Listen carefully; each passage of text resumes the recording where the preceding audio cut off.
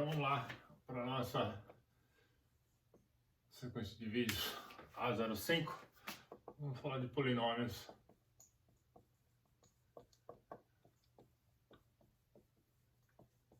em vetores, tá? Obviamente tem mais de uma forma de fazer isso, tá? A gente vai falar primeiro de uma forma, depois eu vou indicar uma segunda e certamente tem outras. Então, bom, primeiro, um polinômio.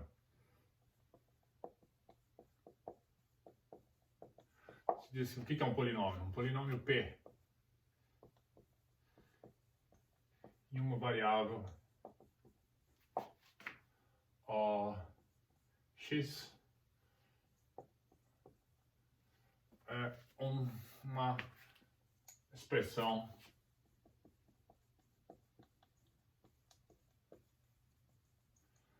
da seguinte forma, né? Então, a gente tem lá que o P é igual a 1 a n x a n mais a n menos 1 x a n menos 1 mais lá mais a2 x quadrado mais a1 x mais a0, tá? Obviamente aqui a gente está considerando um polinômio em apenas uma variável x, né? Tá? O polinômio pode ser em mais de uma variável, então a gente vai tratar de polinômios em uma variável, tá? Então polinômios em uma variável em vetores, tá?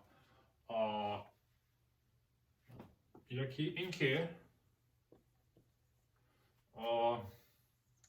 a gente diz que os AIs, para nós, eles vão ser elementos reais, tá? E o AN vai ser diferente de zero, tá? A constante que multiplica a variável x elevada à enésima potência tem que ser diferente de zero, no nosso caso.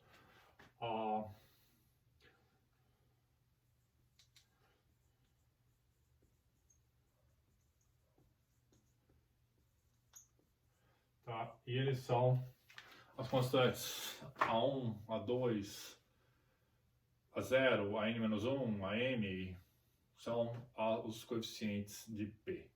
Tá? Vamos fazer o seguinte, vamos trocar os A's por Pzinhos, vai. Vamos fazer isso aqui, já que a gente está chamando de polinômio de P. Vamos acertar a notação e vamos chamar de Pzinho, vai. Então aqui a gente tem Pzinho N, Pzinho N, ops. Aqui a gente tem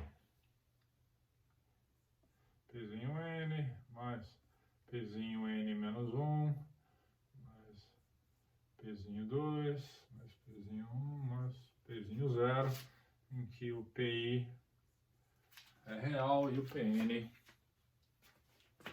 é diferente. Eu vou marcar aqui para dizer que esse é o P maiúsculo, vai. Tá? Então, polinômio é isso, tá? A gente já está, certamente vocês já estão acostumados com o que é um polinômio, tá? Já operaram com polinômios. Tá? Primeiro de grau 1, né? Ele era dado só por aquilo ali, depois de grau 2, tá? E a questão aqui é assim, você sabe que existe grau 3 de qualquer grau, tá? Aliás, antes disso dizemos que o grau de P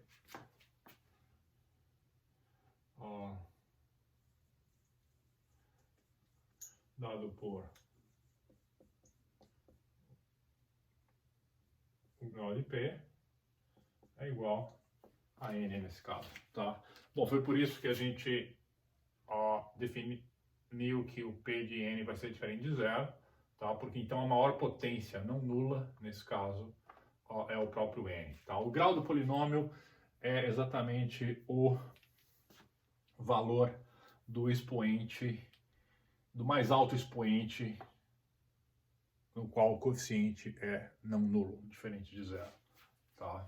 Aqui, no caso, para definir o polinômio com grau N, a gente já supôs logo que o Pn ia ser diferente de zero, tá? Vamos dar um exemplo só de fala, tá? Vamos pode, sei lá, a gente podia ter que o P seria igual a, sei lá, a 4x à quarta menos x ao cubo mais, sei lá, raiz de 2x menos π, vai. Isso é um polinômio, tá? Os coeficientes são reais, um polinômio em uma variável, variável aqui é x, tá? E a gente tem o quê? A gente tem que o grau desse p, no caso, é igual a 4. Um polinômio de grau 4.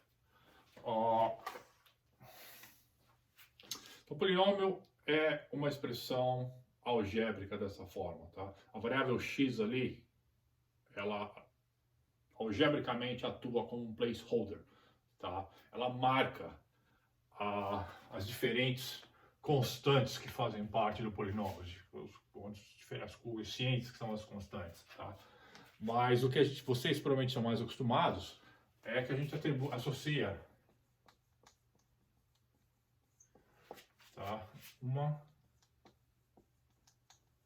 função polinomial,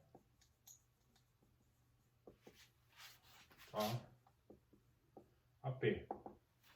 Que função é essa? Bom, a gente abusa a notação e usa o próprio nome do polinômio, tá, como se fosse uma função P, nesse caso que vai de R em R, tá? Tal que a gente pega um valor x e leva em P de x, tá? Então, realmente, a gente pode usar a variável para substituir um valor real nela e avaliar a expressão, tá? Então, nesse caso aqui do nosso exemplo, de grau 4, né? Tá? A gente podia tirar aqui e fazer o quê? A gente podia simplesmente calcular, vamos calcular P de 2, tá? Esse P de 2 aqui é igual a quê? Ele vai ser 4 vezes 2 à quarta menos 2 ao cubo mais raiz de 2 vezes 2 menos π, tá? Isso aqui vai dar o quê? Bom, 2 à quarta a gente sabe que é 16, vezes 2 do 4 aqui é 2 ao quadrado, então isso aqui daria 2 à sexta, né? 2 à sexta, então, quanto dá 2 à sexta? 64. 64 menos 8, mais 2, raiz de 2 menos π. E bom, 64 menos 8, então isso aqui dá 56, mais 2, raiz de 2 menos π, tá? Então isso aqui vocês estão extremamente acostumados a fazer, ok? Deixa eu apagar esse pedaço final aqui e chegar num ponto que a gente quer. E bom, como é que a gente opera com polinômios em Python? Claramente, se o polinômio for fixo, tá? Dado um polinômio fixo, a gente pode codificar as operações do polinômio, tá? Que a gente chama de o hard code, né? A gente pode codificar as expressões e não precisa mais se preocupar com isso.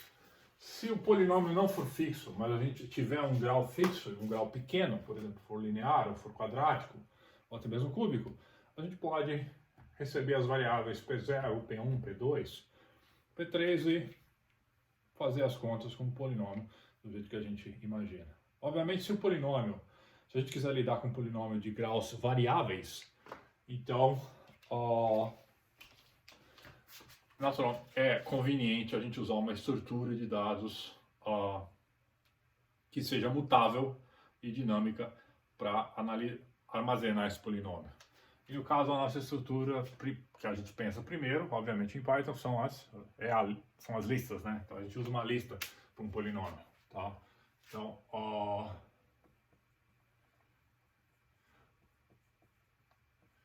a gente pode usar uma lista eu vou chamar de P pequenininho, tá?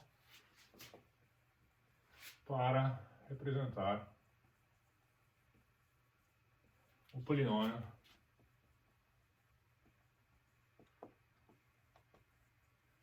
de grau n, tá? P, como, tá?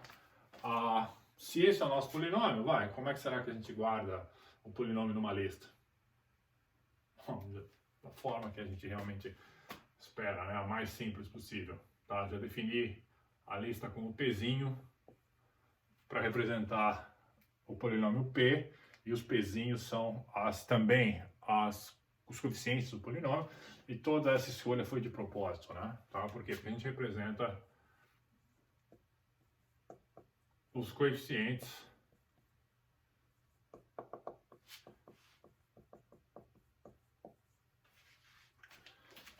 do polinômio na respectiva entrada da lista, tá? Ou seja, P de I vai ser igual a PI, que é o coeficiente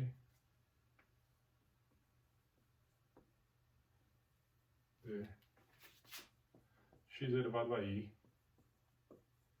em P. Tá? Então essa é a forma mais simples possível, tá? Uma observação, tá? A gente observa o quê? Que o grau de P, nesse caso é N, e o len da lista P, nesse caso quanto é? É em N mais 1, tá? Então, muitas vezes a gente fala do grau, a gente está interessante, é comum a gente lidar com o grau do polinômio, mas lembra que todo polinômio em grau N, ele tem, no máximo, N mais 1 coeficientes, tá? Então, as coisas batem. A gente só tem que lembrar, ter isso aqui sempre na cabeça, para não fazer confusão na hora de escrever um código para manipular o polinômio, tá? Não é difícil perceber o quê? Não é difícil perceber que essa forma de representação que a gente adotou aqui, tá? Ela é útil, ou até mesmo boa, para polinômios densos, né? Tá? Para polinômios esparsos, ela pode ser muito esbanjadora, tá? Então, essa forma, vou botar entre aspas aqui, boa, não vou definir formalmente o que é isso, mas mais ou menos entendo, para polinômios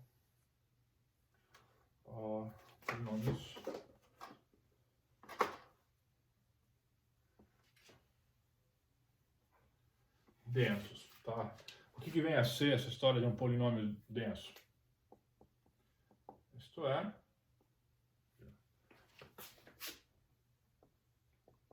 que tem poucos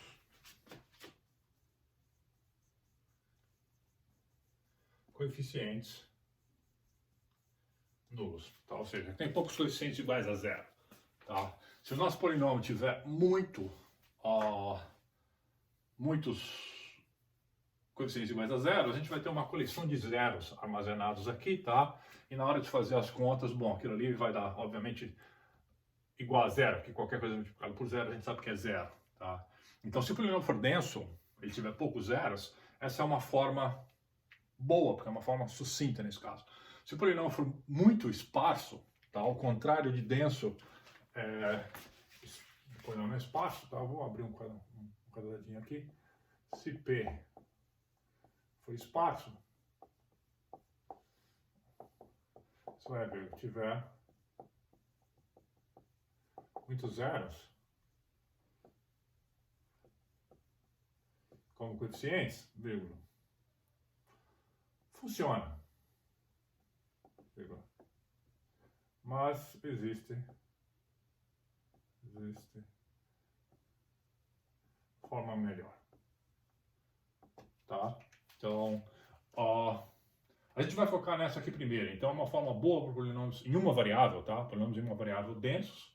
E também funciona por caso esparso. Então, a gente vai lidar com isso aqui. E a gente não vai se preocupar muito se o polinômio for esparso nesse ponto. Eu vou contar depois, mais para frente, uma outra estrutura de dados que a gente podia usar, que é útil no caso do polinômio esparso. Mas, no caso de um polinômio denso, aí ela já não é tão boa.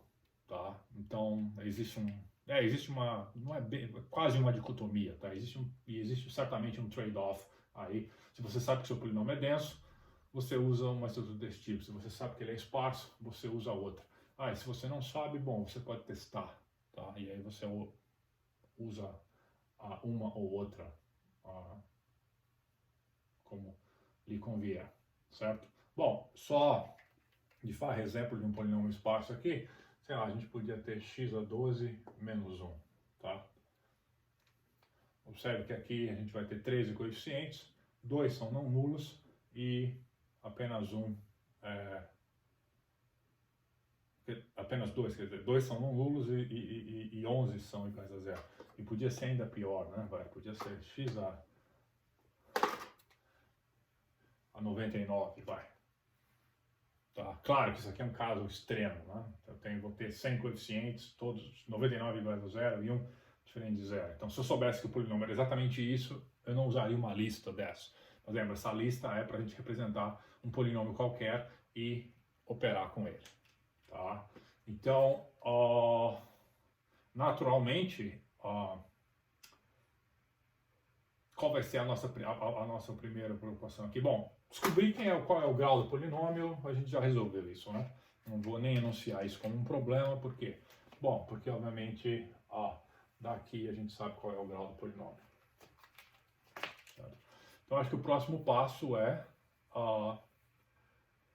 avaliar a função polinomial, tá? Então, dado um polinômio que vai vir representado com uma lista, a gente quer calcular o valor do polinômio, que nem a gente fez ali na mão, tá?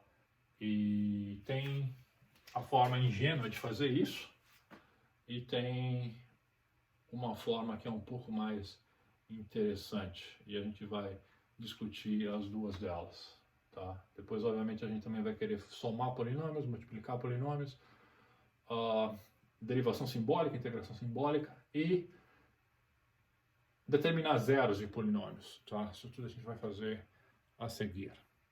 Perguntas até aqui?